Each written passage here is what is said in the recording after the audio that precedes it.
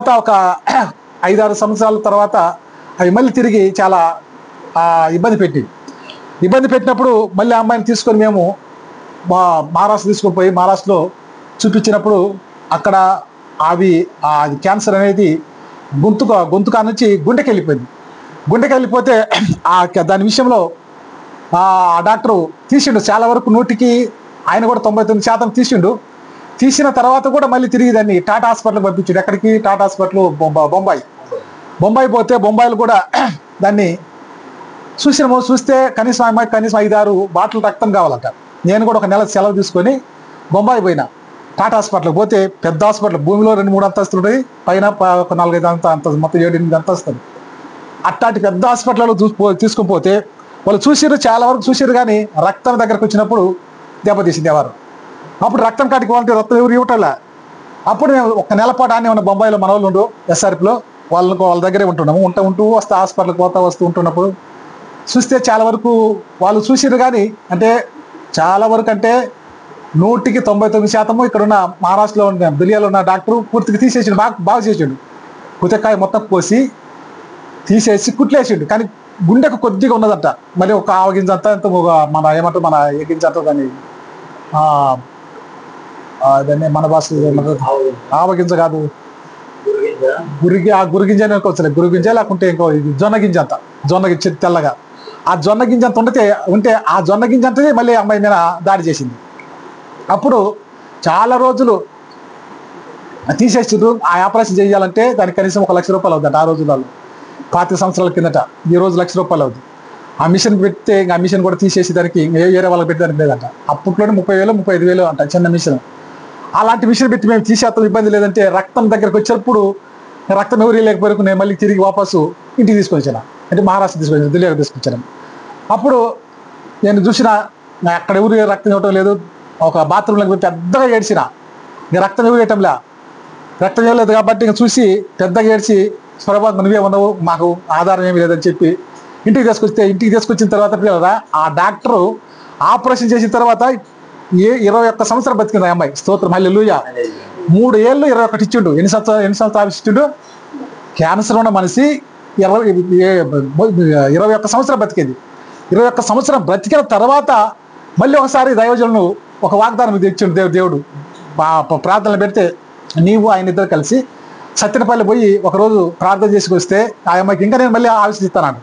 కాబట్టి ఏదో నేను కొద్ది ఇబ్బందులను బట్టి నేను తీసుకొని పోక ఆలస్యమైన తర్వాత ఇట్నే ఒకరోజు ఆత్మ కూటికలు పెట్టినప్పుడు దేవుడు చెప్పిండు, పోయి చూసిరమ్మన్నాడు. పోయి చూసిరండి అన్నట్టుగా వచ్చి మరి బాగానే ఉంది, ఏమి లేదు, పోయి చూసిరమ్మన్నాడు అంతే. దేవుడు పోయి చూసిరమ్మన్నప్పుడు మేము పోయి నేను ఆలిసమ్మ తర్వాత మా అక్క ముగ్గురం పోయి చూసి మధ్యాహ్నం పూట ఆ అమ్మాయి అన్నం చేసింది, తిన్నాము.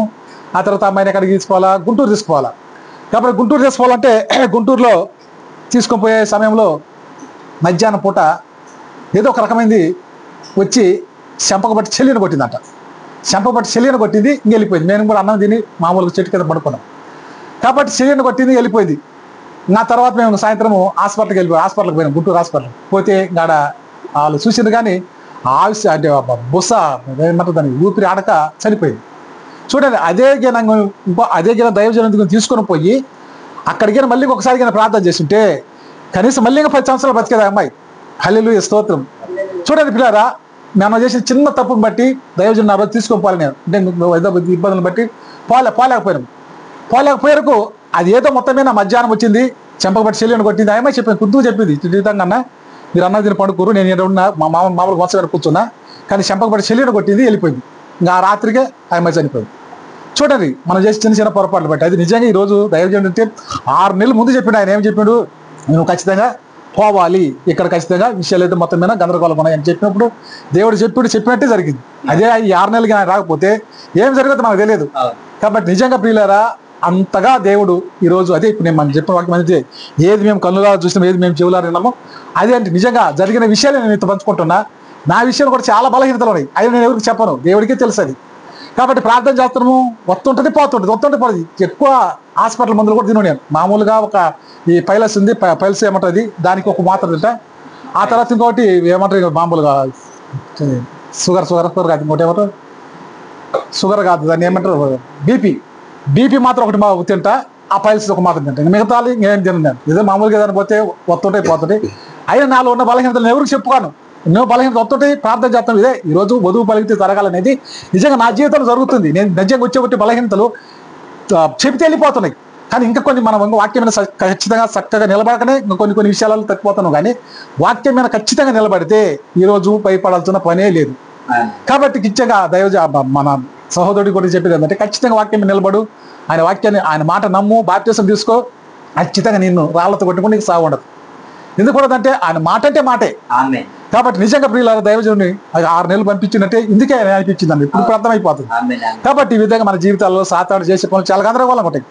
అయినా ఎందుకంటే ఈ నామాన్ని ధరించిన వాళ్ళ మీద ఎక్కువ ఒత్తిడి ఉంటుంది. కాబట్టి ప్రతాప్ మీరు సహకరిస్తున్నారు కాబట్టి అందుకు నీ మీద ఒత్తిడి ఎక్కువ సహకరించింది ఆయనే. మొత్తం మీద తండ్రి సహకరిస్తుంది కాబట్టి అందు మీద ఒత్తిడి ఉన్నది. కాబట్టి ఒత్తిడికి భయపడకుండా ధైర్యంగా ఉన్నది, ఏం చేయదు. కాబట్టి ఖచ్చితంగా మేము కూడా ప్రార్థన చేస్తుంటాము మీకోసము, మీరు కూడా మా కోసం చేయరు. కొంత ఆర్థిక ఇబ్బందులు ఉన్నాయి, ఆర్థిక ఇబ్బందులు కూడా ఆటోమేటిక్గా వెళ్ళిపోతాయి. కాబట్టి ఎక్కువగా దేవుడు ఒక ప్రత్యేకమైన రీతిలో ఆయన వాడుకోబోతుంది. ప్రపంచానికి వెళ్ళాలి ఈ వర్తమానం, గడి వర్తమానం. కాబట్టి దాని కొరకు మేము కూడా ఎక్కువ ప్రార్థన చేస్తాం. ఎందుకంటే ఇప్పుడు ఖచ్చితంగా పత్రిక రాయాలి. పత్రిక రాస్తే చాలా వరకు మన సేవ విశేషంగా మనకు గుంపులు ఏం కాదు, కానీ ఎక్కడ వధువు ఉందో వధువును పట్టుకునే వర్తమానం ఈ వర్తమానం. కాబట్టి ఈ వర్తమానం చాలా అద్భుతమైన ప్రియులరా. ఈ వర్తమానం గురించి మేము నేను ఖచ్చితంగా ప్రార్థన చేస్తాను, కన్నీటి ప్రార్థన చేస్తాను. ఎందుకంటే ఖచ్చితంగా ప్రభు ఇప్పుడు నువ్వు దైవజనుని, ఇప్పుడు నువ్వు మాట్లాడాలా, చెన్నై పోతే మాట్లాడుతుంది. ఇప్పుడు వాక్యంలో డైలీ మాట్లాడుతుంది, కానీ ఇంకొక రోజు ఖచ్చితంగా ఆయన స్వయంగా వచ్చి మాట్లాడాలా. ప్రవక్త ఏ విధంగా మాట్లాడిన అదే విధంగా మాట్లాడితే అప్పుడు ఈ వర్తమాన ప్రియులకి చాలా అద్భుతంగా వెళ్ళిపోద్ది. కాబట్టి మీరు ప్రార్థన చేయాలి, మేము ప్రార్థన చేస్తుంటాము. ఎక్కువ శాతం ప్రార్థన తప్ప మరొకటి ఇది లేదు. కాబట్టి ఎన్ని ఇబ్బందులు ఉన్నా, కరోనా అప్పుడైతే దైవజనుడికి ఇచ్చిన వాగ్దానం అదే, నీ వాక్యము నీ ద్వారా, నీ నోటి ద్వారా, నీలో నుండి వచ్చేటువంటి మాటలు ఎవరైతే నా మాటలు వింటారో వాళ్ళకి ఎవరికి వాళ్ళ తల వింటారు కూడా రాలదనడు. నిజంగా మన పరిచయంలో ఉన్న వాళ్ళు ఎవ్వరు కూడా ఎక్కడ కూడా ఎలాంటి ఇబ్బంది లేదు. 3 సార్లు కరోనా 3 సార్లు కూడా దేవుడు మనల్ని కాపాడింది. కాబట్టి అదే విధంగా, ఎందుకంటే దైవజనుడికి నేను పెద్దగా చిక్కిస్తున్నారు కదా, కానీ దేవుడు ఆయనకి ఇచ్చిన వరము, దేవుని కృప అన్నమాట. అది ఆ కృపను బట్టి దైవజనుడు ఆ విధంగా వాడుకుంటున్నారు. కాబట్టి మనం అందరం కూడా ప్రార్థన చేయాలా. ఈ వర్తమానం అసలు ఒక అద్భుతమైనది, ఒక ప్రత్యేకమైనది.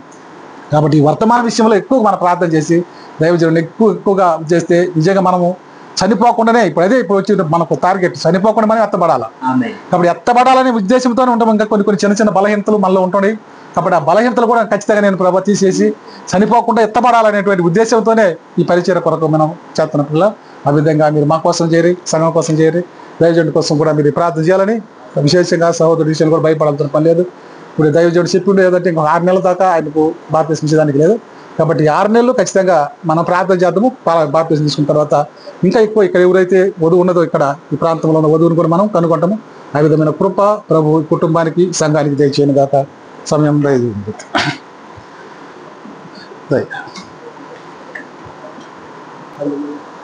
మరి ముఖ్యంగా వచ్చిన మరి దైవ సేవకులకు, మరి సహోదరులకు నా ప్రభుపేట ప్రత్యేక వందనాలని తెలియజేస్తున్నాను.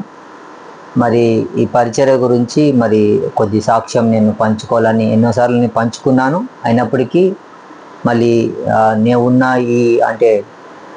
నేను పెరిగి మరి నేనున్న ఇంట్లో మరి సాక్ష్యం పంచుకోవడం నాకు దేవుడిచ్చిన కృప. అందును బట్టి దేవునికి వందనాలు తెలియజేస్తున్నాను. మరి దేవుడు ఎన్నో కార్యాలు నా జీవితంలో చేశాడు. ఎన్నోసార్లు నేను వాక్యంలోనూ అలాగే పరిచర్య విషయంలోనూ ఎన్నో సాక్ష్యాలు నేను చెప్పి ఉన్నాను. కానీ దేవుడు మరి దైవ సేవకుల్ని మరి నాకు వాక్యం ద్వారా దేవుడు బయలుపరుచున్నాడు. అంటే వాక్యమే దేవుడై ఉన్నాడు. ఆ వాక్యం ద్వారానే దైవ సేవకుల్ని, ఈ కాలానికి ఒక వర్తమానం ఉంది, ఈ కాలానికి వధువు ఒక పరిచర్య ఉంది, ఈ కాలానికి ఒక ఆఖరి దినాల్లో ఉన్నాం, ఆఖరి కాలంలో ఉన్నాం. కాబట్టి ఆఖరి కాలంలో మరి అలాగే మోషే ఉన్నప్పుడు మరి మనం బైబిల్లో చూసుకున్నట్టుగా మోషే ఉన్నాడు, యెహోషువలు ఉన్నారు, కాలేబు, అలాగే ప్రతి ఒక్క ఇశ్రాయేల్ ప్రజలను ఎలాగైతే నడిపించాలని ఒక నాయకుడు ఉన్నాడో, దేవుడు ఎన్నుకున్నాడో, అలాగే ఈ కాలానికి కూడా ఒక ప్రవక్తను పంపించి ప్రవక్త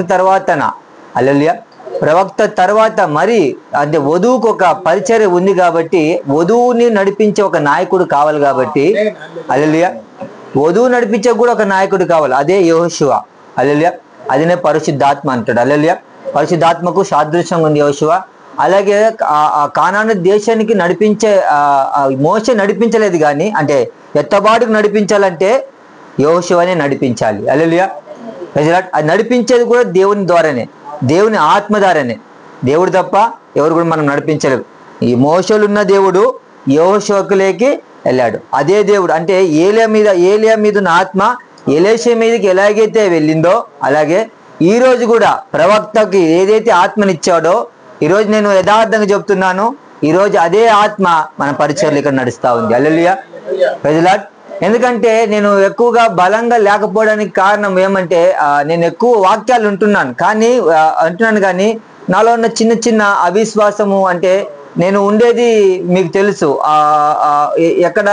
ఇక్కడ మనం ఉన్న ప్రాంతాలు బైబిల్ చదవలేని ప్రాంతాలు, ప్రార్థన చేయని ప్రాంతాలు, అసలు బైబిల్ తెరవని ప్రాంతాలు, ఇలాంటి ప్రాంతాల్లో అంటే ఇంత కొంచెమైనా బలంగా ఉండాలంటే మనకు సావాసం అయినప్పుడు కూడా దైవ సేవకులు విడిచిపెట్టుకోకుండా వాక్యాన్ని ప్రతి క్షణము ప్రతి నిమిషము ఆ వాక్యం అంటే వాక్యం దారిని మమ్మల్ని బ్రతికిస్తా ఉన్నాడు. హల్లెలూయా. అంటే వాక్యం మనం బ్రతికిస్తుంది. ఆ వాక్యం దారినే నేను ఇప్పుడు దాకా బతికి ఉన్నానంటే ఆ వాక్యం దారినే. హల్లెలూయా. నిజం చెప్తున్నాను, వాక్యం లేకుంటే నేను ఎప్పుడో చనిపోయేవాడిని. అంటే ఆత్మీయంగాను చనిపోయేవాడిని, భౌతికంగాను శరీరంగాను నేను ఎప్పుడో చనిపోయేవాడిని. ఇది మాత్రం నిజం, సత్యం. ఎందుకంటే నేను యథార్థంగా ఈ మాటలు చెప్తున్నాను, ఎందుకంటే నా హృదయపూర్వకంగా ఈ మాటలు చెప్తున్నాను. హల్లెలూయా.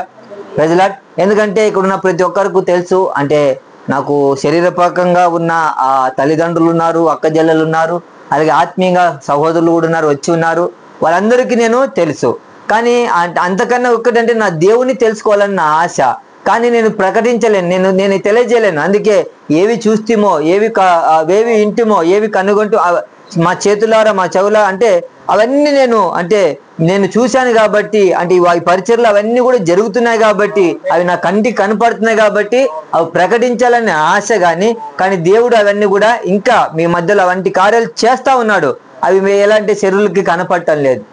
ఆ రోజు ఇశ్రాయేల్ ప్రజలకు కూడా కనపడలేదు. అంటే ఎన్నో అద్భుతాలు జరిగాయి, ఎన్నో కార్యాలు జరిగాయి, ఈ మనుషుల వల్ల జరుగుతున్నాయని అనుకుంటున్నారు. అది దేవుని ద్వారా జరుగుతున్నాయని అనుకోవటం లేదు. అది మోషేని దేవుడు పంపించాడని అనుకోవటం లేదు. హల్లెలూయా. అర్థమవుతుందా? అంటే దేవుని పంపించిన వ్యక్తి ద్వారా ఇవన్నీ జరుగుతున్నాయని ఈ శరీరం గ్రహించటం, ఈ శరీరము గ్రహించటం, అది ఆత్మ అయితే గ్రహిస్తుంది. అందుకే మనం తిరిగి జన్మించాలనేది. అందుకే హల్లెలూయా. తిరిగి జన్మిస్తేనే మనకు ఆత్మ విషయాలు తెలుస్తాయి. తిరిగి జన్మించకపోతే ఆత్మ విషయాలు మనకు తెలియవు. అందుకే తిరిగి జన్మించడానికి మొదటి స్టెప్ బాప్తిసము. హల్లెలూయా. ఆ మొదటి స్టెప్ అనేది బాప్తిసం. దాంట్లోకి వెళ్ళినప్పుడు మన వాక్యంతో నడుస్తూ ఉంటాం. వాక్యం మనం బలపరుస్తుంది, వాక్యంలోని లోతులోకి మనం తీసుకెళ్ళినప్పుడు ఆత్మ మనల్ని ముద్రిస్తుంది, ఆత్మ మనల్ని ఆయన రాజ్యాన్ని మనకు చూపిస్తుంది. హల్లెలూయా. Praise Lord. అర్థమవుతుందా? అందుకే ఆత్మ విషయాలు మనం తెలుసుకోవాలి. ఈ రోజు కూడా శరీరంతో ఉండే ఆత్మ విషయాలు నేను కూడా మర్చిపోతున్నాను. అందుకే ఇలా బలహీనుడిగా అయిపోతుంది. అప్పుడప్పుడు నేను ఎన్నోసార్లు దైవ సేవకులను దుఃఖపరిచి ఉంటాను, కానీ ఇక్కడ ఉన్న పరిస్థితుల వల్ల ఆయనకు తెలుసు. కానీ దేవుని దగ్గర బతిమలాడి, దేవుని దగ్గర గోజాడి, దేవుని దగ్గర ఒప్పుకొని, ఎందుకంటే ఆ రోజు మోషే అంటే అక్కడ ఉన్న ఇశ్రాయేల్ ప్రజల్ని ఆయన ఎలాగైతే ఆ మోషే నాయకుడుగా ఉన్నప్పుడు అక్కడ ఉన్న ప్రజలు చాలా మంది, అక్కడ ఉన్న ప్రతి నాయకులు, అక్కడ ఉన్న దేవుని చేత ఎన్నుకోబడిన మనం అక్కడ ఉన్న ప్రతి ప్రవక్తని చూడొచ్చు, ప్రతి ఒక్క వ్యక్తిని మనం అక్కడ చూడొచ్చు. వాళ్ళందరూ కూడా విసిగించారు, వాళ్ళని నొప్పించారు, బాధ పెట్టారు. కానీ వాళ్ళు వెళ్ళి దేవుని దగ్గర మొరపెట్టారు. హల్లెలూయా. ఎవరి దగ్గర మొరపెట్టారు? దేవుని దగ్గర మొరపెట్టినప్పుడు దేవుడు కనికరించేవాడు. హల్లెలూయా. ఈ రోజు కూడా దేవుడు మనల్ని అలాగే కనికరిస్తా ఉన్నాడు. హల్లెలూయా. ఆ కనికరంతోనే మనం ఈరోజు జీవిస్తున్నాం. హల్లెలూయా. దేవుని కనికరం ద్వారా, దేవుని కృప ద్వారానే మనం ఇక్కడ జీవిస్తున్నాం. దేవుడు లేకపోతే నువ్వు లేను, నేను లేను, ఈ భూమి లేదు, ఆకాశం లేదు, ఏ మానవుడు కూడా ఉండలేడు. హల్లెలూయా. దేవుడు ఉండబట్టే ఈరోజు మనం సజీవులుగా ఉన్నాం. దేవుని వాక్యం ఉంది కాబట్టి సజీవంగా జీవిస్తా ఉన్నాం. హల్లెలూయా. లేకుంటే నేను ఇంకొక కొన్ని మాటలు చెప్పాలనుకుంటున్నాను, కానీ దైవ సేవకులకు వాక్యానికి ఇవ్వాలి, నన్ను క్షమించండి. కొన్ని మాటలు అంటే ఇక్కడ భౌతికంగా శరీరంగా ఎన్నో ప్రాణాలు ఇక్కడ పోయాయి, నేను చూశాను. అంటే ఎందుకు చెప్తున్నా అంటే ఆత్మీయంగానూ చనిపోయారు వాక్యం లేక. మా పితరులు, ముందుగా ఉన్న ప్రజలు వాళ్ళందరూ కూడా వాక్యంలోకి ఆత్మీయంగా చనిపోయారు. భౌతికంగా ఈరోజు భూమి మీద కూడా వాళ్ళు లేరు ఇక్కడ. ఎందుకంటే అదే పితరుల నుంచి వచ్చిన శాపం, పితరుల నుంచి వచ్చిన అంటే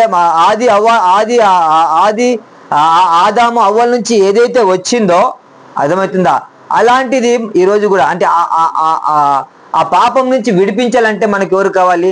క్రీస్తు కావాలి, వాక్యం కావాలి. అంటే ఈరోజు ఆ వాక్యాన్ని మనం చేర్చుకున్నప్పుడే, దానిలో మనము ఆ వాక్యాన్ని ఒప్పుకున్నప్పుడే, ఆ వాక్యానికి లోబడినప్పుడే మనం ఆయనలో ముద్రించబడతాం. హల్లెలూయా. అర్థమవుతుందా? అంటే దేవునిలో ముద్రించబడాలంటే మొదటిగా మనం ఏం చేయాలి? దేవునికి లోబడాలి, వాక్యానికి లోబడాలి, దేవుడు ఉన్నాడని నమ్మాలి. నమ్మలేకుండా చేస్తుంది ఈరోజు నమ్మలేకుండా చేసేది డబ్బు, నమ్మలేకుండా చేసేది లోకం, నమ్మలేకుండా చేస్తుండేది సైన్స్, నమ్మలేకుండా చేసేది ప్రతి ఒక్కటి కూడా చేస్తుంది. అందుకే ఈ కాలంలో చిన్న వధువుని దేవుడు ఎన్నుకున్నాడు. హల్లెలూయా. ఎందుకంటే ఆ చిన్న వధువు మాత్రమే దేవుని నమ్ముతుంది. హల్లెలూయా. ఈ ప్రపంచం నమ్మదు కానీ, ఎందుకంటే ఆ చిన్న వధువు మాత్రమే దేవుణ్ణి నమ్ముద్ది. హల్లెలూయా. అందుకే దేవుడు ఆ వధువు దగ్గర కార్యాలు జరిగిస్తా ఉన్నాడు. హల్లెలూయా. ఎందుకంటే దేవుడు ఉన్నాడని రుజువుపరుచుకుంటున్నాడు. హల్లెలూయా. ప్రజలాట్ అర్థమవుతుందా? అందుకే దేవుడు మన మధ్య ఉన్నాడు. కానీ మనం ఎలా ఉండకూడదు? శరీరులుగా ఉండకూడదు. ఆత్మీయ బిడ్డలుగా, దేవుని బిడ్డలుగా మనము ఇంకా వాక్యంలో ఎదగాలి, ప్రార్థనలో ఎదగాలి, దేవునిలో ఎదగాలి.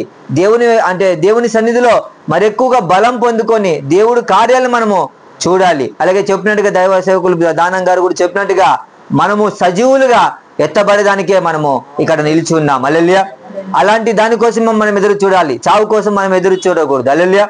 అలాంటి విశ్వాసం మనకు కావాలని దేవుని దగ్గర అడగాలి. అది ఎక్కడి నుంచి వస్తుంది? వాక్యం దగ్గర వస్తుంది. వాక్యం ఎక్కడ ఉంది? ఈరోజు మన దగ్గరకు వచ్చింది. హల్లెలూయా. వాక్యం మన దగ్గరకు వచ్చింది. ఆ వాక్యాన్ని స్వీకరిస్తే, ఆ వాక్యానికి లోబడితే, ఆ వాక్యాన్ని మనం రోజు చేర్చుకుంటే, అర్థమవుతుందా? ఆ వాక్యంలో మనము జీవిస్తేనే మనం ఒకరోజు ఎత్తబడతాం. హల్లెలూయా.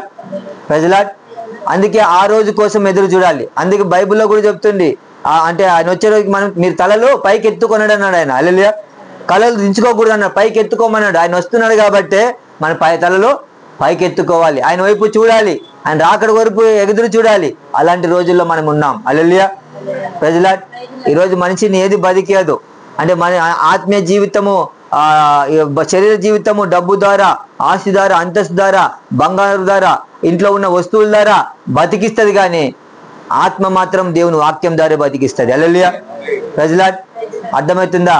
దేవుని వాక్యం ద్వారా ఆత్మ బతుకుతుంది, వీటి ద్వారా బతకదు. ఇది బతికే శరీరం మాత్రమే, జీవించే శరీరం మాత్రమే, శరీరం కోసమే ఇవన్నీ కూడా.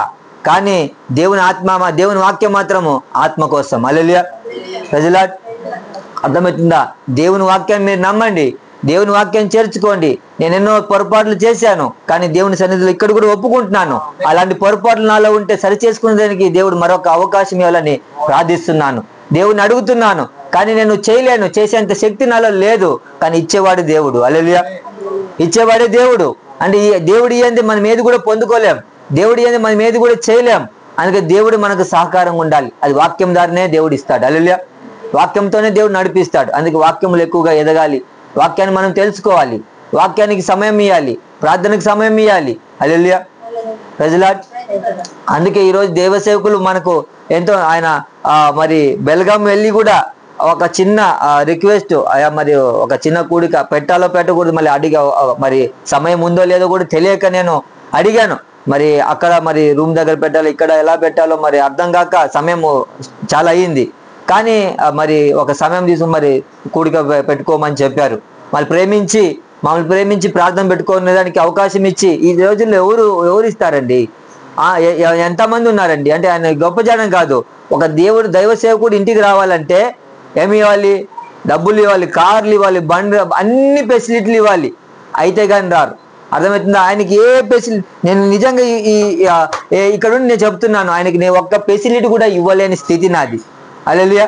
అంటే భౌతికంగా ఆయనకి ఏది కూడా ఇవ్వలేని స్థితి అయినప్పుడు కూడా ఆయన మమ్మల్ని ఎంతగానో ప్రేమించి, దేవుడు ప్రేమించబట్టి ఆయన హల్లెలూయా మా దగ్గరికి ఇలా వచ్చి ఇలా కూడికలు పెట్టడం నాకెంతో ధన్యకరం. ఎందుకంటే మళ్ళీ దేవుడు నన్ను పైనుంచి చూస్తున్నాడేమో నాకు తెలియదు.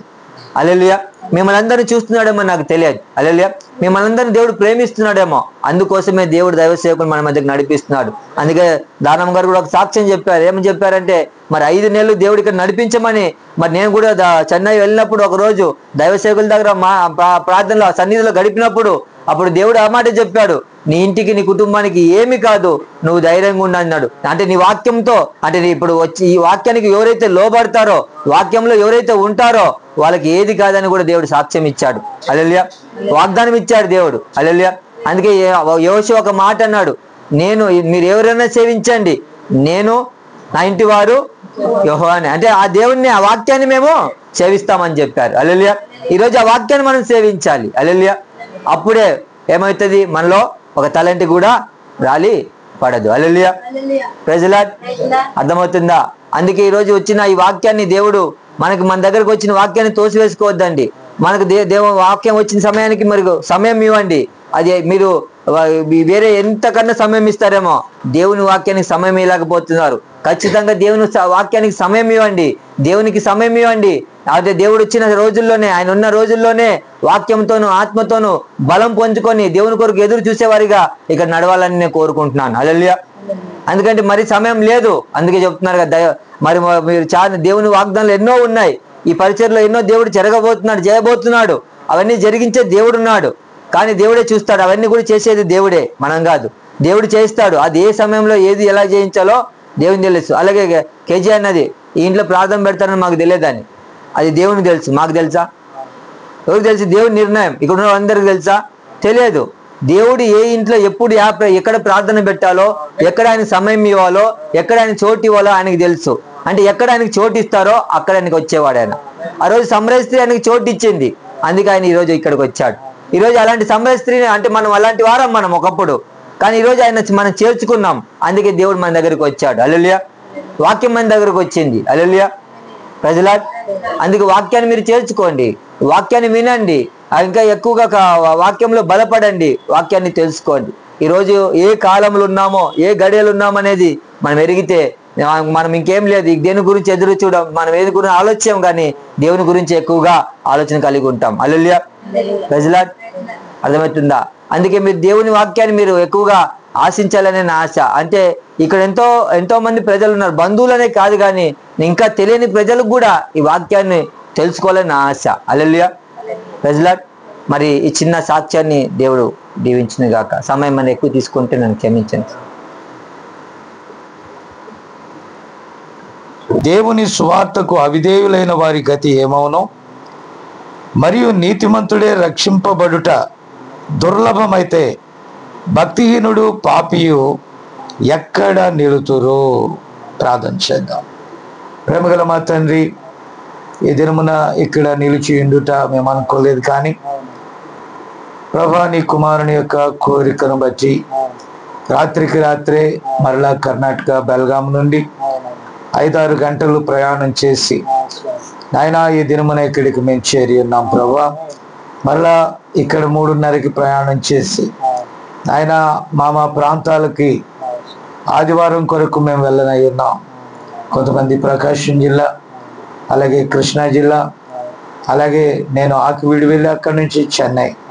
ఇలాగున నాయన ఎంతో ప్రయాస, మాకు ఆరోగ్యము శక్తి ఉన్నప్పుడే మేము చేయగలం ఆయన. ఇవి లేనప్పుడు మేము పరిగెత్తలేం ప్రభు. సమయం ఉన్నప్పుడే సద్వినియోగపరచుకోవాలి. చదవబడిన లేఖనములో నుండి కొన్ని విషయాలు నీ బిడలతో నేను పంచుకోబోతుండగా మేలు చే. నువ్వు మాట్లాడిన ఆయన, నీవు మాట్లాడితే మేలు. మా మాటలలో నాయన అనేక దోషాలు ఉండొచ్చు, కానీ నీ మాట సత్యమో. మనుషులందరూ అబద్ధికులే, కానీ నీ వాక్యం మాత్రమే సత్యం. నీ వాక్యం మాత్రమే బ్రతికిస్తుంది, బాధలలో మాకు నెమ్మది ఇస్తుంది. నాయన కృప చూపమని యేసు నామమున అడుగుచున్నాను. ఆమేన్. దయచేసి కూర్చో.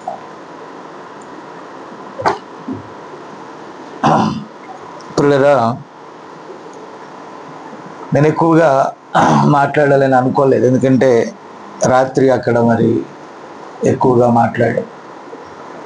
సో విషయం ఏంటంటే, నేను తదుపరి నెలలో నెల మార్చి నెల అలా ఒక నెలలో బెల్గాం వెళ్తే ఒక నెల హోస్పేట, ఆ లెక్క ప్రకారం వచ్చే నెలలో రావాలి. అయితే మరి జోసఫ్ గారి విషయంలో జరిగిన దాన్ని బట్టి అటు చెన్నై వెళ్లకుండానే ఇటు ప్రోగ్రాం పెట్టుకున్నాం అనమాట. కాబట్టి ఇటు అయ్యాక మళ్ళీ అటు వెళ్తే మళ్ళీ బ్యాకే రావాలి. అందుకని ముందే అటు వెళ్తే ఇటు రావటానికి ఈజీగా ఉంటుందని మేము అలా ప్లాన్ సెట్ చేసి ఇటు రావటం జరిగింది. ఆమె పిల్లరా, ఇక్కడ కొన్ని విషయాలు నా సొంత మాటలు నేను చెప్పాలనుకోవట్లేదు. కానీ ఈ గడియ ఇప్పటిదాకా మరి ఇద్దరు సేవకులు చెప్పింది కూడా అదే. ఈ గడియకు మన యొద్దకు పంపబడిన వర్తమానం, ఆ వర్తమానమే ఈ గడియ పరిశుద్ధాత్మ అండి. దాన్ని మనము అంగీకరించాలి. మీరు ఇంట్లో ఇక్కడే ఉంటారు కానీ ప్రపంచం అంత తెలియదు. ఎందుకంటే చాలామంది అది ఏమంటారు, అది సోషల్ మీడియాలో ఎక్కువగా ఆ డ్యాన్సులు, పాటలు, అసహ్యమైన కార్యక్రమాలు చూస్తూ ఉంటారు. నా మాట విన్నారా? కానీ ఒకసారి ప్రపంచ వార్తలు చూడండి. సాధ్యమైతే ప్రపంచం ఏమవుతుందో చూడండి. యుద్ధ వాతావరణాలు చూడండి. ప్రపంచ రాజకీయాలు చూడండి. ప్రతీది కూడా బైబిల్ చెప్పినట్టే జరుగుతుంది. కాబట్టి అంటే ఒకటి అర్థమైంది మనకి. ఏమర్థమైందంటే అన్నిటికీ అంతము సమీపమైంది. కాబట్టి యేసుక్రీస్తు ఈ భూమి మీదకి రావటానికి ప్రధాన కారణం ఏంటంటే ఒక పాపము, అవిధేయత. అంటే దేవుని ఆజ్ఞ నుండి తప్పిపోవటం వల్లనే పాపం వచ్చింది. పాపం వల్ల మరణం వచ్చింది. మరణానంతరం తీర్పు వచ్చిందండి. విన్నారా? కాబట్టి పిల్లరా, మనం ఎల్లప్పుడూ బైబిల్ ప్రకారం కొన్ని విషయాలు మనం ధ్యానిస్తాం. అదేంటంటే ఆదాము అవ్వ చేసిన ఆజ్ఞ అతిక్రమము ద్వారా మనకు పాపం వచ్చింది. అంత మాత్రమే కాదు, ఆ పాపము చేయుట ద్వారా కృప కూడా మన దగ్గరికి వచ్చిందండి. అంటే ఆయన ఎంత ప్రేమ గలవాడో, ఆయన ఎంత కరుణ గలవాడో, ఆయన మన ఎడల ఎంత జాలి కలిగి ఉన్నాడో అది మనకి రుజువు చేస్తుంది. ఎందుకంటే సకల విశ్వాన్ని తయారు చేసిన దేవుడే విశ్వంలోకి ఒక ప్రాణిగా రావటం అంటే అది ఎంత గొప్ప విషయం. ఆకాశం ఆయన సింహాసనం, భూమి ఆయన పాదం పెట్టే చిన్న పీట, అది కూడా సరిపోదండి. భూమి ఆకాశములు ఆయన పట్టజాలవు. మనం భౌతికంగా మీరు ఆలోచిస్తే పట్టజాలవు. కానీ ఆయన తన్ను తాను రిక్తునిగా చేసుకున్నాడు. అల్పమైన యాకోబు అంటాడు, యాకోబుని గురించి ప్రవక్త అంటాడు, పురుగు వంటి యాకోబు అంటాడు. అయితే ఆ పురుగు లాంటి యాకోబును ప్రేమించి దేవుడు ఆ పురుగులలో ఒక చిన్న ప్రాణిగా కూడా తన్ను తాను రిక్తునిగా చేసుకొని ఈ లోకానికి వచ్చాడు. తన్ను తాను ఎంతగా తగ్గించుకున్నాడో ఆయన చేసిన త్యాగాన్ని మనం జ్ఞాపకం చేసుకోవాలి. ఈరోజు క్రైస్తవులకే దేవుడని నేను చెప్పను, నరునిగా పుట్టిన ప్రతి ఒక్కరికి కూడా దేవుడు అవసరము. హల్లెలూయా. అందుకని నేను బంధువులకు మాత్రమే సువార్త చెప్పడానికి లేను. నేను ఎనగని అన్ని జనుల మధ్య సువార్త చెప్తున్నా. మా అమ్మ కూడా వారు ఇరిగేషన్ డిపార్ట్మెంట్లో జాబ్ చేసేటప్పుడు వెళ్ళిన ప్రతి చోట ఆమె బైబిల్ చదువుకుంటా ఉంటుంది. ఇలాగే ఆమె చదువుకుంటా ఉంటే ఇలా కొంతమంది వచ్చి కూర్చుండేవాళ్ళండి. వాళ్ళందరికీ యేసు ప్రభుని గురించి, ఆమె ఎడల దేవుడు చేసిన కార్యాలను గురించి కేవలం సాక్ష్యాలు చెప్పేది. ఏం చెప్పేదంటే, దేవుడు నాకు ఇలా చేశాడు, మాది చాలా పేద ప్రాంతం, మాది చాలా పేద జిల్లా, మేము చాలా పేద ఇంట్లో పుట్టాం, మాకు సరైన వస్త్రాలు ఉండేవి కాదు, సరైన ఆహారం ఉండేది కాదు, మేము చాలామంది పిల్లలము, అలాగన మా పెద్ద కుటుంబాన్ని మా నాయన సరిగా పోషించలేని పరిస్థితుల్లో దేవుడు నన్ను ఆశీర్వదించి అనేకులకు మేలుకరంగా చేశాడంటే నేను ఆయన నమ్మటమే అని చెప్పేదట ఆమె. అప్పుడు వాళ్ళందరూ కూడా ప్రార్థన చేయించుకునేవాళ్ళు. వాళ్ళు ఎవరో తెలియదు. వాళ్ళు స్థలాల్లో ఆమె దేవుని గురించి చెప్పింది, ఆమె జీవితాన్ని సాక్ష్యంగా చూపించిందండి ఆమె. అలాగన మేము ఎరగని జనాంగాలు ప్రభువును నమ్ముకుంటే వారందరినీ ఆయా చర్చిలకు పంపించింది. అక్కడ తెలియక అంటే అప్పుడు ఈ వర్తమానం లేదు కాబట్టి అక్కడ ఫెలోషిప్కి ఆమె ఎక్కడైతే విశ్వాసం పొందుకుందో ఆ చర్చిల దగ్గరికి పంపించి, అక్కడ చర్చి లేకపోతే వాళ్ళ దైవజనుని పిలిపించుకొని అక్కడ వాక్యం చెప్పించేదని. ఆమె కొంత ధనాన్ని దాచి ఆమె సేవకుల్ని పిలిపించి 2 రోజులు మీటింగ్, ఫుల్ మీటింగ్ ఆమె పెట్టించి వాళ్ళందరికీ భోజనాలు పెట్టించి డబ్బులు ఇచ్చి సేవకులను పంపించేదాన్ని. దేవునికి స్తోత్రం. కాబట్టి మా నాన్న అనేవాడు, ఇంత ఎన్ని ఎందుకు ఇంత అంటే ఇది మన డబ్బులు కావు, ఇది దేవుడు ఇచ్చిన దానిలో 10వ వంతు అది ఆయింది, ఆయన డబ్బును ఆయనకు ఖర్చు చేశాను అనేది. కాబట్టి నీతిమంతుల పిల్లలను దేవుడు భిక్షమెత్తనివ్వడు. కాబట్టి నేను చెప్పేది ఏంటంటే ఈరోజు ఈ స్థితిలో మేము ఉన్నామంటే ఆమె చేసినటువంటి ఆ గొప్ప త్యాగం. వినారా? కాబట్టి ఆమె వాళ్ళు వృద్ధులైపోయినప్పుడు, వారు అనారోగ్యంలో పడిపోయినప్పుడు ఆమె నా మాట విన్నారా, వాళ్ళకి ఎలాంటి సహాయము లేని రోజుల్లో వాళ్ళు చాలా బాధపడ్డారు. మేమంతా సంపాదించాం, అన్నీ పోయాయి. ఓకే, పోయాయంటే అలా ఏమైనా పోగొట్టలా, పోయినాయి అంతే. ఎలా పోయినాయని నేను చెప్పలేను. విన్నారా? ఎందుకంటే యోబు అన్నట్టుగా ఆయనే ఇచ్చెను, ఆయనే తీసుకుని, ఆయన నామానికి మహిమ కలుగును గాక అన్నట్టు. ఇచ్చింది ఆయనే, తీసుకున్నది ఆయనే. కాబట్టి లాస్ట్లో ఆమె చెప్పేది ఏంటంటే, ఇదిగో దేవుడు నిన్ను నాకు ఇచ్చాడు, ఆ దేవుడే నిన్ను పోషిస్తాడని బైబిల్ ఇచ్చిందని. ఆమేన్. కాబట్టి నువ్వు వెళ్ళి సువార్త ప్రకటించు. సువార్త వలన బండలను పగలగొట్టే సుత్తెగా దేవుడు నిన్ను మార్చుకుంటాడు అని. ఈరోజు దానం గారు చెప్పినా వీళ్ళు చెప్పినా నేను కాదండి, అది ఆమె చేసిన ప్రార్థన విని దేవుడు ఒక అల్పమైన ఒక వ్యక్తిని అలా వాడుకున్నాడు. వాడుకోవటానికి దేవుని యొద్ద నుండి పొందుకున్న ఆమె తిరిగి దేవునికే నన్ను ఇచ్చేసింది. నాకు ఇష్టం ఉండదు సేవ అంటే. ఎన్నో విమర్శలు నేను చూసా, దైవ సేవకుల్ని అవమానకరంగా మాట్లాడటం చూసా, వాళ్ళని చూసి యవనస్తులు నవ్వుకోవడం చూసా, వాళ్ళు పని పాటు లేకుండా ఊరక తిరుగుతున్నారనే మాటలు నేను విన్నాను. నింద, అది ఇక్కడ చదువుకున్న క్రీస్తు నిమిత్తం నింద పాలైనప్పుడు మీరు సంతోషించుడి. కాబట్టి దాన్ని నేను భరించలేను అనుకున్న ఆ దినాల్లో, కానీ ఆ కాడే దేవుడు నా మీద మోపాడు. కానీ ఇప్పుడు చెప్తాను చూడండి, దానం గారు ఊర్లో నేను నిందించబడ్డా, కానీ దానం గారిని బయటికి లాక్కొచ్చా. ఇక్కడ వచ్చి నిందించబడ్డా, మీ అందరిని బయటికి లాక్కొచ్చా. నేను ఇల్లు ప్రతి చోట శ్రమే కలిగింది, శ్రమ ద్వారా కొందరు ప్రజలు బయటకు వచ్చారు. అలిగితే ఆ ఊరు నుంచి ఇంకా ఆ ఊరికి వెళ్లకుండా ఉంటే, నన్ను ఇంత మాట అన్నారా, నేను ఆ ఊరికి వెళ్ళను అనుకుంటే మీరు అందరూ వచ్చేవాళ్ళు కా. వినారా? అంటే కొంత ఓపిక ఉండాలి, ఓర్పు ఉండాలి. నేను ప్రతాప్ కదే చెప్తున్నాను, సేవ అంటే ఓర్పు ఉండాలి. వెంటనే ఏదో జరిగిపోదు, వెంటనే కార్యాలు ఏం జరగవు. దేవుడు ఏ వస్తువునైనా పరీక్షించకుండా ఆయన సొంతం చేసుకోడు, గుర్తుపెట్టుకోండి.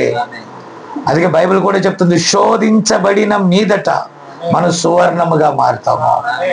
యోబును అన్ని హింసలు పెట్టడానికి దేవుడు అప్పగించాడు, ప్రాణమును ముట్టడానికి వీల్లేదు. అతన్ని తెగులు పాలు చేయి, రోగం పాలు చేయి, ఆస్తులు పోగొట్టు, అంతస్తులు పోగొట్టు, ఏదైనా చేయి, ప్రాణాన్ని ముట్టడానికి వీల్లేదు. అతని యొక్క సోల్ నాది, దాన్ని నువ్వు ముట్టడానికి వీల్లేదని అపవాదికి వార్నింగ్ ఇచ్చింది. కాబట్టి దాన్ని దేవుడు ముట్టనేవాడు, ఎందుకంటే అది దేవునిది. కాబట్టి ఈరోజు ఎందరో చనిపోతున్నారు. ఇప్పుడు నేను ఒక ఊరు వెళ్ళానండి, వాలిచెర్ల. వాలిచెర్ల ఎవరికైనా ఐడియా ఉందా? విన్నారా? ఓకే. ఆ వాలిచెర్లలోంచి మాతో పాటు ఒక సోదరుడు వచ్చేవాడు, బ్రదర్ అన్ అసెంబ్లీ. ఆ తర్వాత సంపూర్ణ వర్తమానం అయితే వెళ్ళలేదులే. అతడు సొలొమోన్ రాజు అని వచ్చాడు. ఫస్ట్ ఇక్కడికి వచ్చాం మేము ఒకసారి. బెంగళూరు వెళ్తా ట్రైన్లో మా దగ్గర డబ్బులు టికెట్ తీసేశారండి. అప్పుడు ఇక్కడ బాబు నెంబర్ దొరికింది నాకు. బాబుకు ఫోన్ చేస్తే నేను హొస్పేటలోనే ఉన్నాను, దిగండి, సాయంకాలం ఏంటది బెంగళూరు బస్సుల్లో పనిచేసేవాడు, బస్సు టికెట్ నేను తీసి పంపిస్తా బెంగళూరు అని. Praise the lord. అలాగే నేను రావటం జరిగిందండి. అంతకుముందు బంధుత్వ ప్రకారం వచ్చా, సువార్త ప్రకారం ఆ సోదరుడితో వచ్చాను. అప్పుడు ఇక్కడ ప్రార్థన పెట్టాం ఆ రోజు. ప్రియరా, నేను ఎందుకు ఈ మాట చెప్తున్నానంటే, ఇప్పుడు ఆ సలోమన్ అనేటటువంటి ఆ సోదరుని ఊరిలో ఎక్కువగా నేను వెళ్ళినది ఏంటో తెలుసా, అక్కడ 45-50 సంవత్సరాల లోపే అక్కడ చనిపోతారండి, పురుషులే.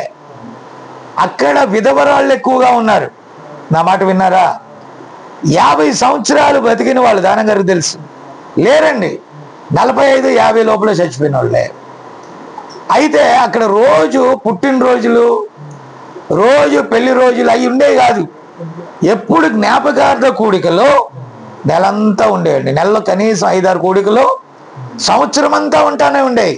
ఈ సలోమన్ అడిగాను, బాబు మీ ఊర్లో 500-1000 మందికి 500 పైనే గడప ఉందే, దాదాపు 1000 మంది ప్రజలు ఉన్నారే, అంతేనా?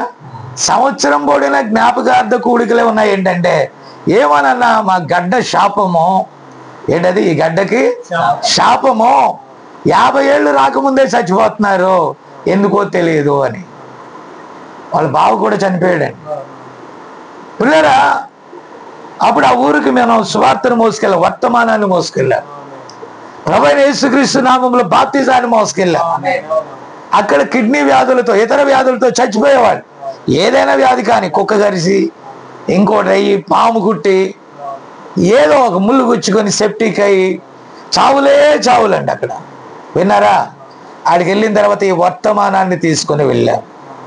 నాకు ఒక వాక్యం గుర్తవుతుంది, నశించిన దాన్ని వెదకి రక్షించడానికి దేవుడు ఎవరిని పంపాడంట? మనిషి కుమారుని పంపించాడు దేవుడు. అలాగిన వాక్యం ఆ గడ్డని వెతికింది, వాక్యం అక్కడికి వెళ్ళింది, దైవ సేవకుల ద్వారా అక్కడ మేము వాక్యం చెప్పించాం, ఆ తర్వాత బాప్తిజాలు ఇప్పించాం, మరణము నిరర్ధకం చేశాడండి దేవుడు. అప్పటి నుండి చనిపోయిన వారి లిస్ట్ తగ్గింది. అక్కడ అందరూ బాప్తిజం పొందారు. ఆ ముద్ర వారిని భద్రంగా ఉంచింది. దేవునికి స్తుతి కలుగును గాక. ఆ తర్వాత ఎవడు కూడా మరణానికి భయపడలే. అక్కడ ఎందుకు భయపడలేదు తెలుసా? వాళ్ళు అన్నారు, మేము వాక్యము క్రింద ఉన్నాము, మేము సత్యమును అనుసరించి ఉన్నాము. హల్లెలూయా. కాబట్టి ఇక మేము భయపడమని వారు చెప్పారండి. దేవునికి స్తోత్రం కలుగును గాక. ఇప్పుడు చూడండి, దేవుని వాక్యము వెళ్ళిన చోట ఆమేన్, ఎక్కడ వాక్యం అయితే వెళ్తుందో అక్కడ తీర్పు ఉంటుందండి. నా మాట అర్థమవుతుందా? నమ్మి బాప్తిజమం పొందిన వాడు రక్షించబడతాడు. రెండు అక్కడే జరుగుతున్నాయి. ఇప్పుడు ఎన్నో దారులు ఉంటాయండి. ఏ బండి పడితే ఆ బండి ఎక్కాలంటే కుదరదు. విజయవాడలో ఒకే టయానికి 2 కృష్ణా ఎక్స్ప్రెస్లు వస్తాయండి. ఎన్ని? ఒకటి ఆదిలాబాద్ టు తిరుపతి, మరొకటి తిరుపతి టు ఆదిలాబాద్. 2 కృష్ణా ఎక్స్ప్రెస్లే, 2 మధ్యాహ్నం 1:30కు వస్తాయి. కాబట్టి నువ్వు అనౌన్స్మెంట్ సరిగా వెళ్ళలేదనుకో, కృష్ణా ఎక్స్ప్రెస్ మరికొద్ది నిమిషములలో 5వ నెంబర్ ప్లాట్ఫామ్ నుంచి కదులుతుంది అంటారు కృష్ణాయే. మరొకటి అంటారు కృష్ణా ఎక్స్ప్రెస్ 10వ నెంబర్ ప్లాట్ఫామ్లోకి వచ్చినది అంటారు. ఒకటేమో కదులుతుంది అంటాడు, ఒకటేమో వచ్చింది అంటాడు. ఇప్పుడు ఎక్కడికి వెళ్ళాలి మనిషి? ఎక్కడికి వెళ్ళాలంటే అనౌన్స్మెంట్ కరెక్ట్గా వినాలా. అది తిరుపతి నుండి ఆదిలాబాద్ వెళ్తుందా నువ్వు వినాలా, లేదంటే ఆదిలాబాద్ నుండి తిరుపతి వెళ్తుందో వింటే, కన్ఫ్యూజ్ లేకుండా ఉంటే, స్పష్టంగా ఆ స్వరం వింటే నీ మార్గము సుగమము అవుతుంది. ఆ మాట విన్నారా? నువ్వు స్పష్టంగా వింటే నువ్వు చేరాల్సిన గమ్యానికి చేరతావు. మనము దేవుని యొద్ద నుండి వచ్చాము ఇక్కడికి, మరలా మనము దేవుని యొద్దకు వెళ్ళాలా. అడ్రస్ అది. నేను మెడ్రాస్ నుంచి వచ్చాను, మళ్ళా మెడ్రాసే వెళ్ళాలా. నా మాట విన్నారా?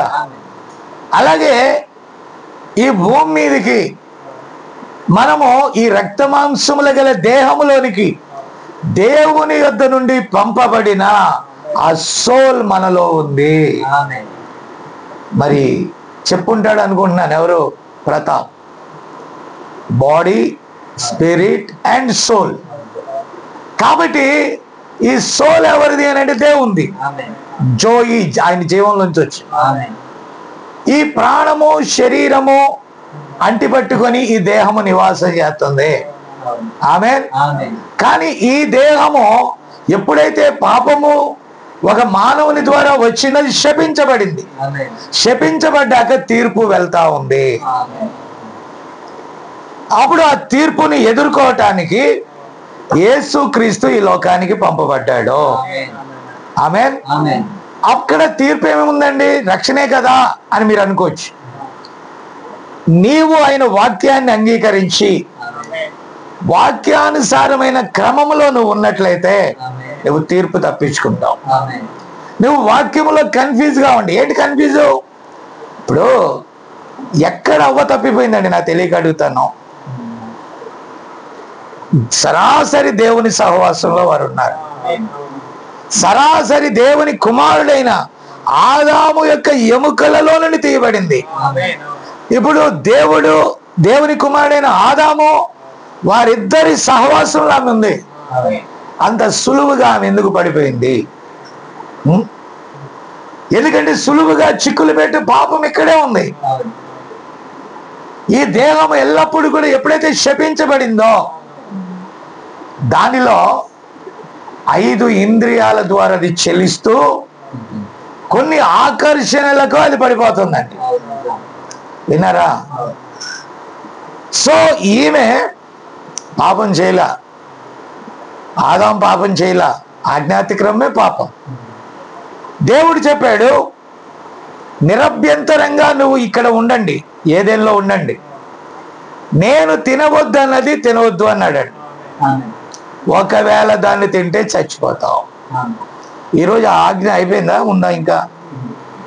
ఈరోజు జీవవృక్షం ఎవరు? దేవుని వాక్యం. ఆయన వాక్యం విని ఆయన యందు విశ్వాసం ఉంచి ఆయన నామమున బాప్తిజమం పొందితే మీరు పరిశుద్ధాత్మ అనే వరాన్ని పొందుతారు. అది మీకును మీ పిల్లలకి కూడా అది క్షేమకరంగా ఉంటుంది. దాని సోదరుడు మోషే గురించి చెప్పాడు. మోషే దేవుని చేత పంపబడిన ప్రవక్త. ప్రవక్త మాట విన్న పిల్లలందరూ, జ్యేష్ఠులందరూ బ్రతికారు.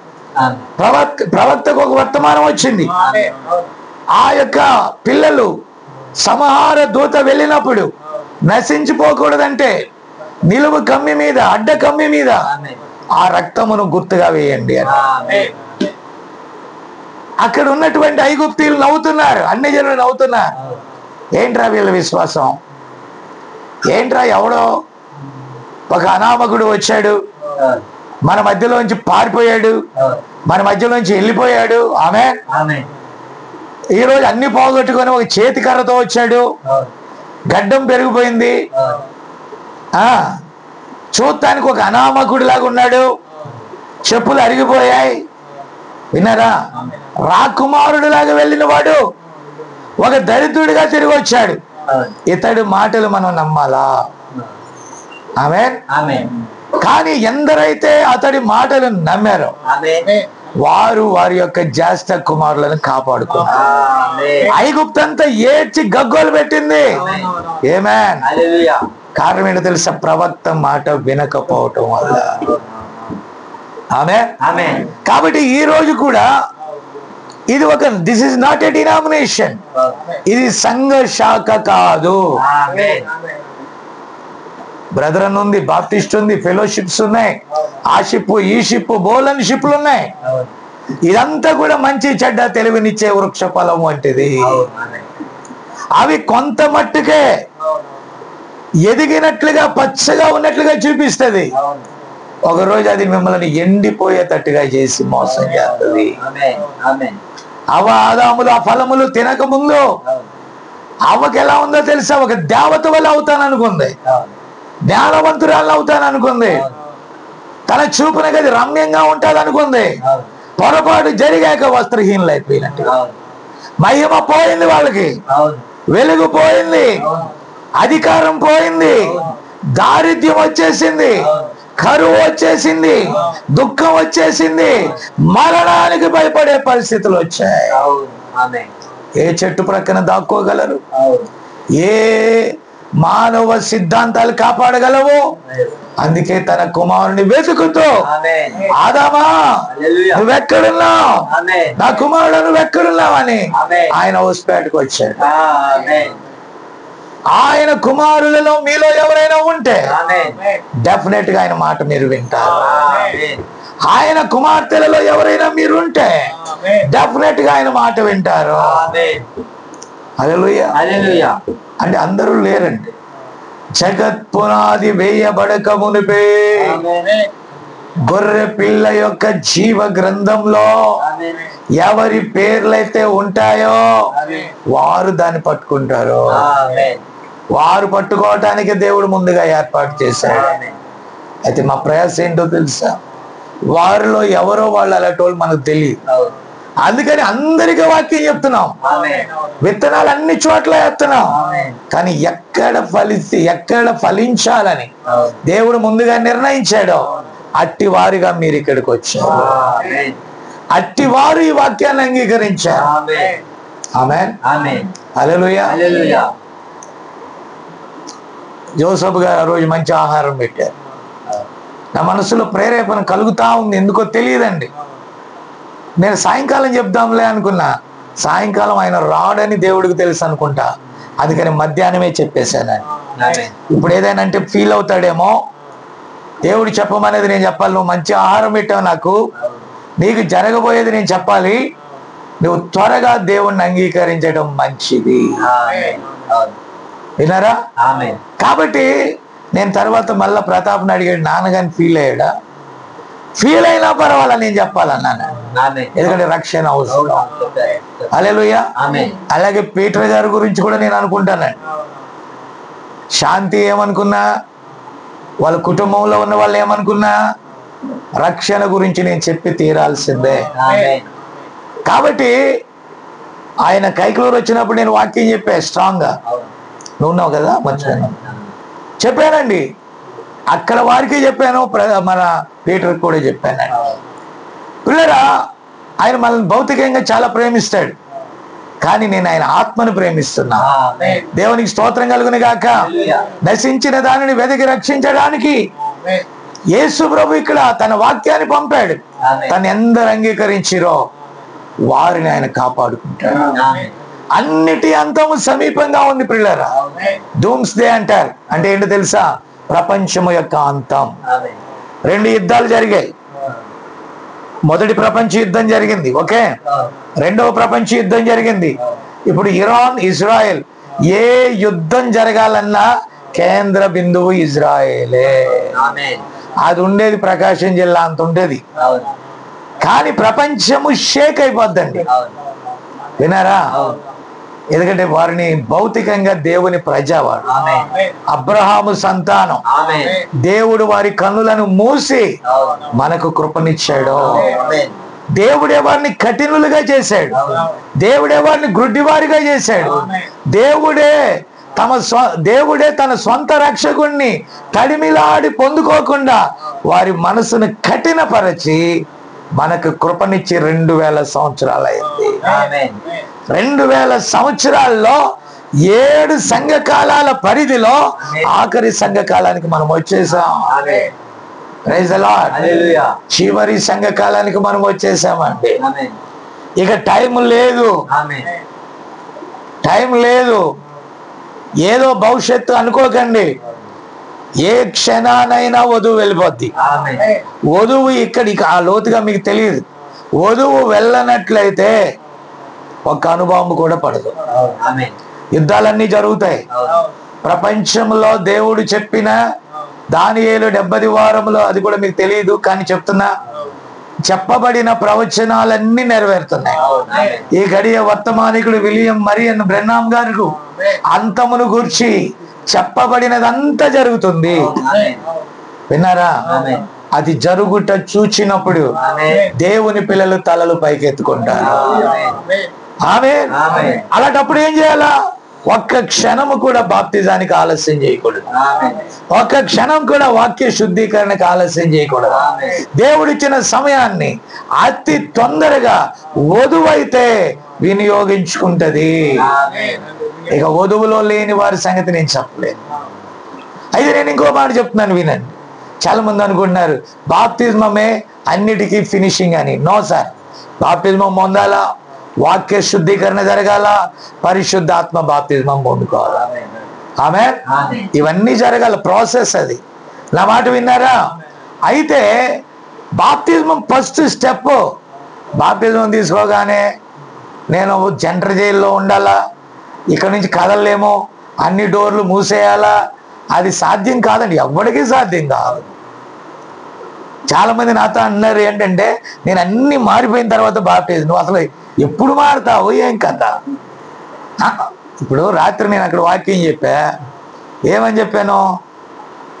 బాప్టిజమం పొందినోళ్ళు, బాప్టిజమం పొందిన వాళ్ళ గురించి అక్కడ మాట్లాడుతున్నారంట. మీ బతుకులు బాగుంటే మేము తీసుకుంటామా? అంటే బాప్టిజం నేను ఇచ్చాను బాప్టిజం ఇచ్చిన బతుకులు బాగుపడిపోయాయా? ఇక్కడ బాప్టిజం తీసుకున్న వాళ్ళందరూ చూపు ఎవరి మీద ఉంటుంది తెలుసా? తీసుకున్న వాళ్ళ మీద ఉంటుంది. ఎప్పుడైనా ప్రతాప్ కూడా అప్పుడప్పుడు మోగ కోపం వస్తుంది, నోరు జారుతాడు. ఓహో ఆగు, తీసుకున్నా నువ్వు మారలేదు కానీ, నా మాట అర్థం కావట్లేదు, నువ్వు మారలేదు కానీ అప్పుడు వీళ్ళు అనుకుంటారు ఆగాగా, ఇప్పుడు నీకు బాప్టిజానికి తొందర, తీసుకున్నాడు మారలా. విన్నారా? రమేష్ జోకేశాడు అనుకో, ఆగాగాగు, ఈ రమేష్ మారలా. విన్నారా? విజయ్ పాట పాడుతున్నాడు కానీ మారలా. అవునా? ఈ బాప్టిజం తీసుకున్న రిబ్కా మారలా, కోపం వచ్చే చెడుతుంది. కేజీఆ అంతే, నానా విధాలుగా ఉంది. వాళ్ళందరూ ఎవరిని చూస్తారు తెలుసా? మిమ్మల్ని చూస్తారు, తీసుకున్న వాళ్ళని చూస్తారు. తీసుకొని మీ బతుకులే సరిలేవు, నువ్వు గుడ్డివాడు పోయి నాకెలా చూపిస్తావు దారి? పిల్లరా, తీసుకున్న వాళ్ళు జాగ్రత్తగా ఉండాలి. తీసుకొని వాళ్ళు మిమ్మల్ని చూస్తున్నారని గుర్తుపెట్టుకోవాలి. మీ జీవితంలోంచి క్రీస్తుని చూపించండి. ఇక భలే నరుగుతున్నాడు ప్రతాప్, పట్ పట్మని చక్కగా వాక్యంలో నరుగుతున్నాడు. నేను అంటున్నాను, నరకడం కంటే మన జీవితంలోంచి వాళ్ళని చూపించాలా, మన బ్రతుకులోంచి క్రీస్తు వాళ్ళని చూడాలా.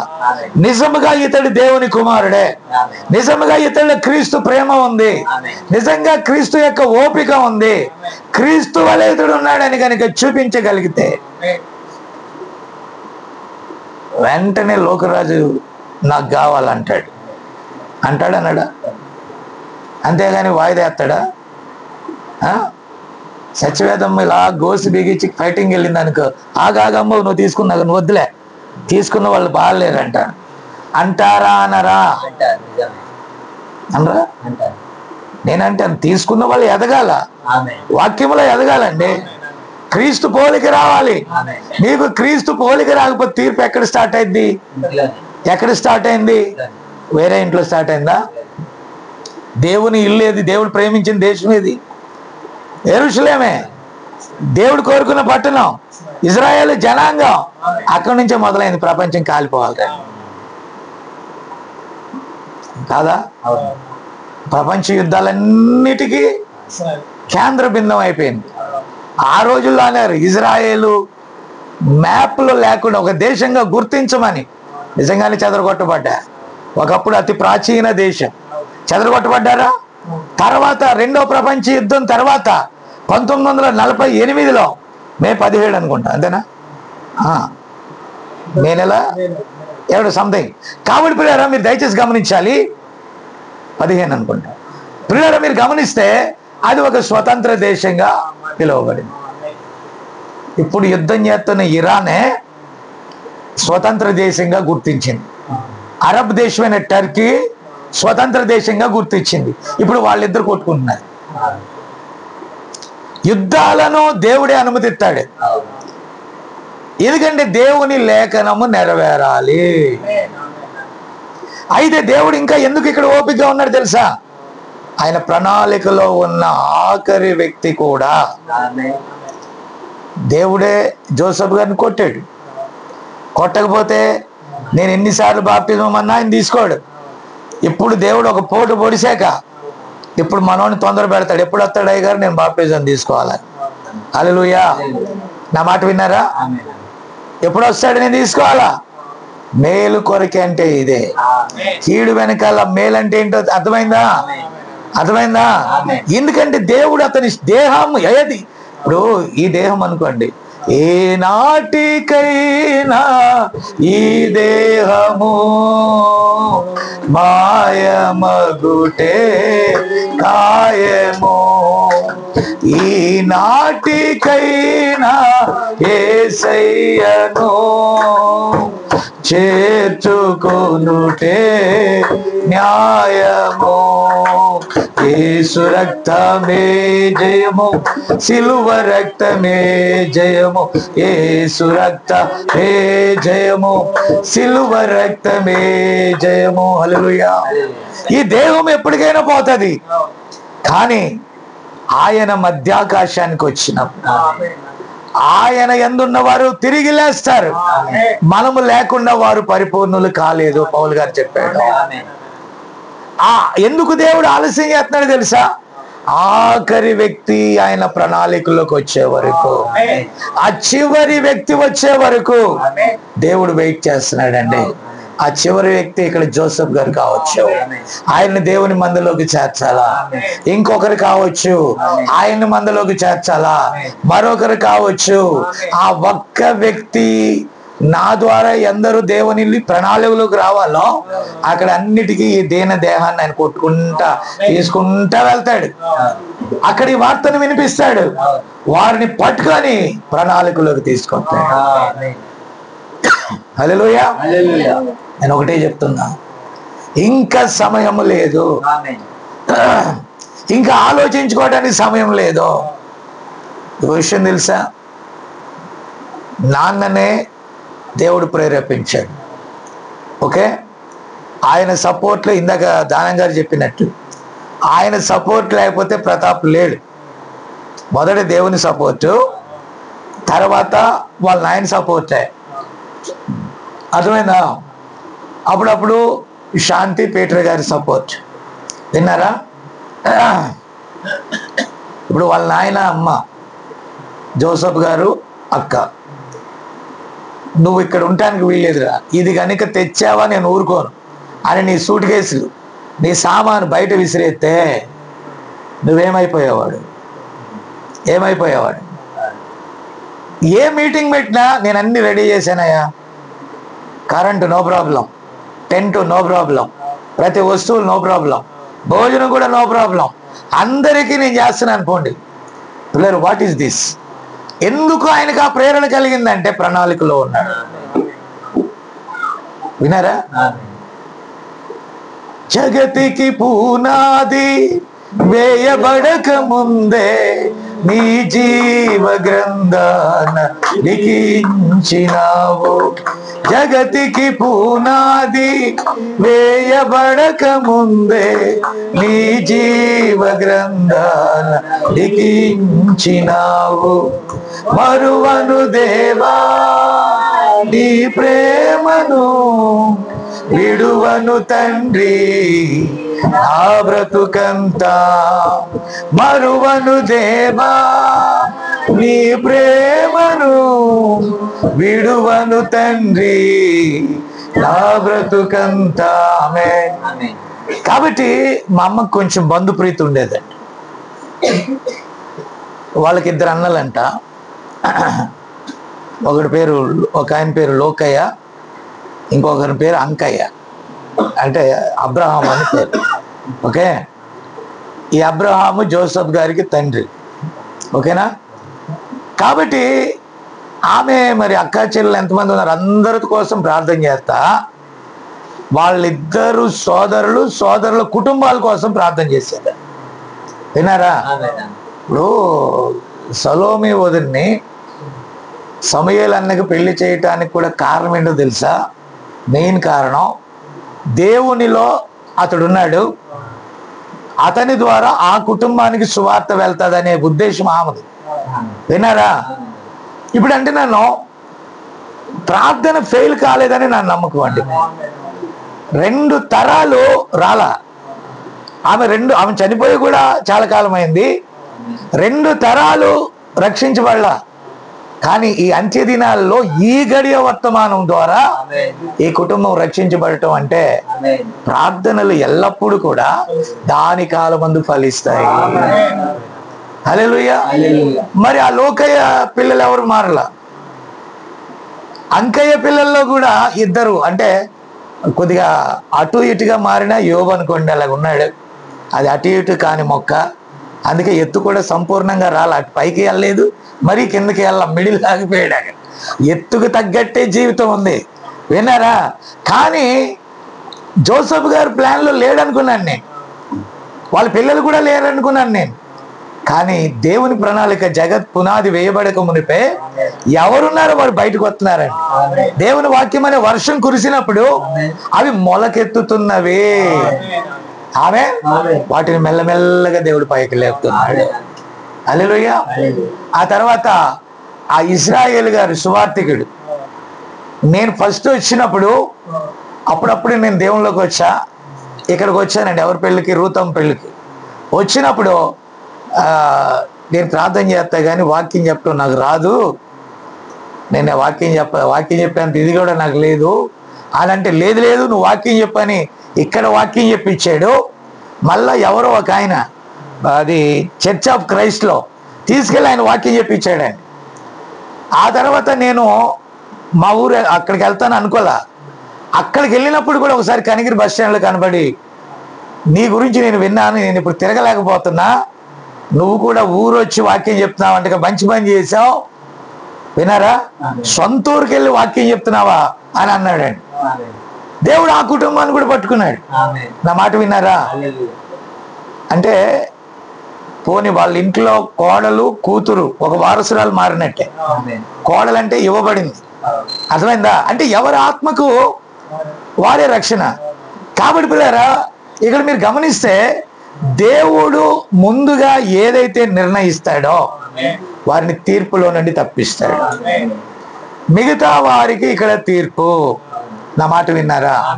అంటే ఒకే స్థలంలో ఏమున్నదండి? కృప ఉంది, కృప త్రోసివేయబడినప్పుడు తీర్పు ఉంది.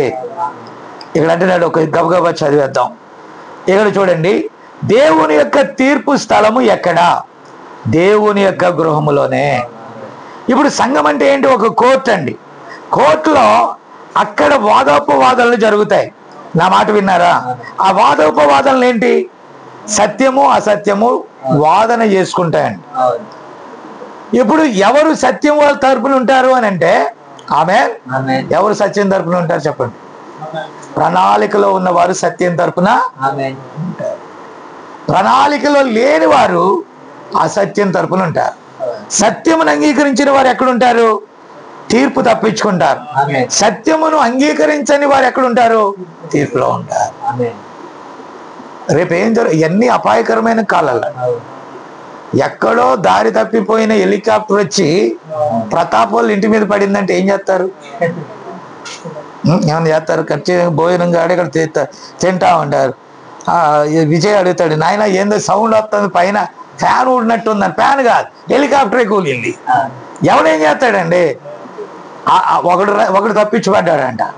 ఓరి 248 మందిలో ఒకడు. అలాగే దేవుని ప్రణాళికలో 10 లక్షలలో ఒకడైతే ఆ ఒక్కరు మీరే.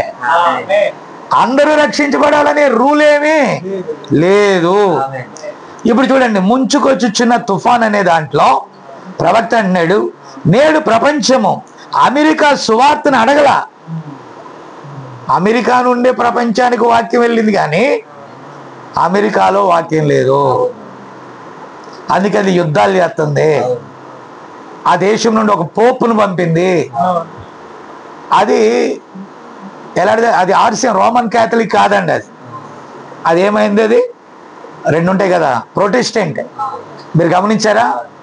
కాబట్టి నాట్ క్యాథలిక్, అది ప్రొటెస్టెంట్. ప్రొటెస్టెంట్ దేశం అది.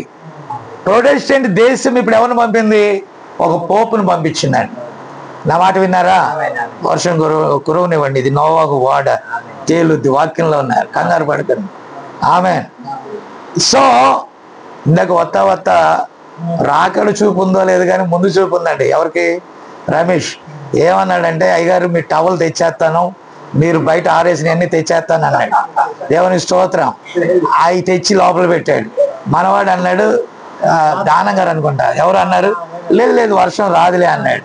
వీళ్ళిద్దరు ఒకరేమో తీర్పు పొందారు, ఒకరేమో జాగ్రత్త పడ్డాడు. అలాగే ప్రతాప్ కూడా ఏమన్నాడంటే, అయ్యా నువ్వు పై రాయి తీసావు, ఆ రాయిని పైన వేసుకో అని చెప్తే, ఏం కాదులేయ్యా అన్నాడు.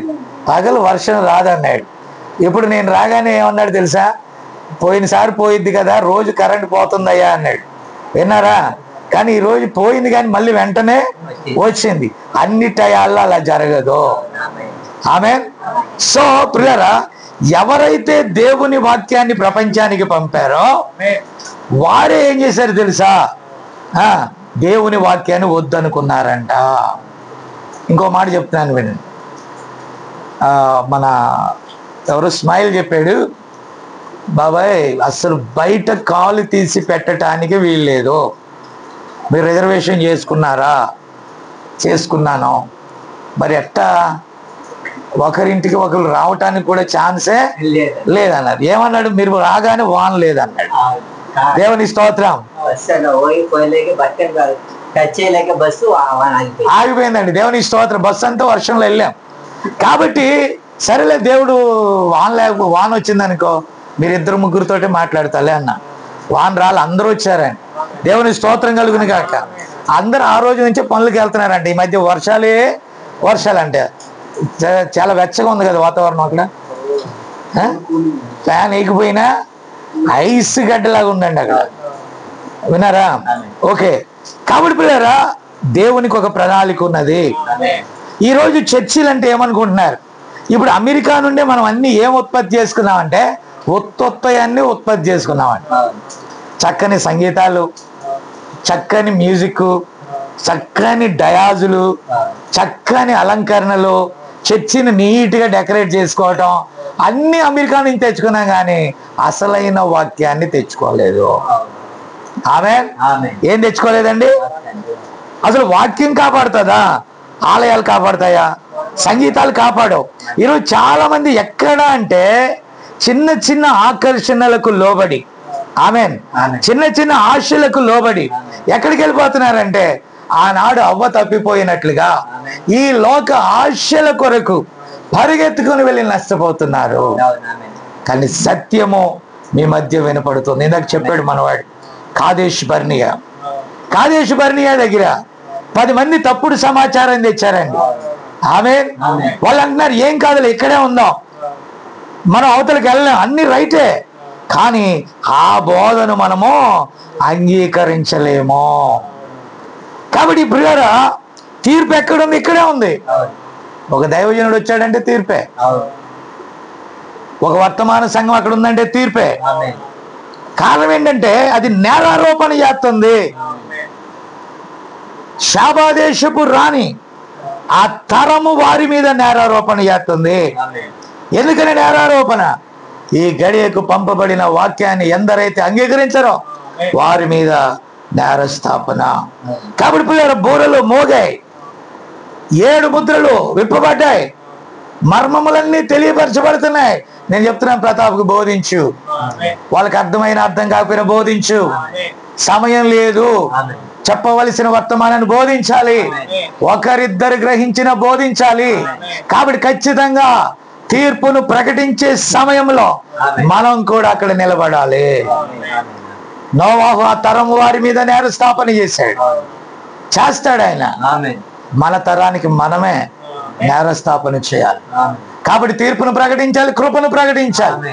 కృప కొరకు నిలవ చేయబడిన వాళ్ళు కృపను పట్టుకుంటారు, కృపను పోగొట్టుకున్న వారు ఆటోమేటిక్ గా తీర్పులో ఉంటారు. నా ప్రియమైన దేవుని బిడ్డలారా, కాబట్టి ఆ కృప ఉంది కనుకనే తీర్పు తప్పించుకోవటానికి ప్రాణాన్ని దక్కించుకొని సర్వసత్యంలోకి వచ్చే వాళ్ళు వస్తున్నారు. ఆయనకు బాప్తిజం ఇచ్చే టయానికి అనేకులు కూడా పొందుకోవటానికి దేవుడు ప్రేరేపిస్తాడని ప్రార్థిస్తున్నాను. ఈ సంఘాన్ని, ఇక్కడ ఉన్నటువంటి కుటుంబాన్ని, బలహీనుడై బ్రతికిన మరి ఆయన శరీరాన్ని, ఆత్మను దేవుడు కాపాడును కాక. చేరువచ్చిన ఇక్కడ అందరినీ దేవుడు కృప చూపును కాక.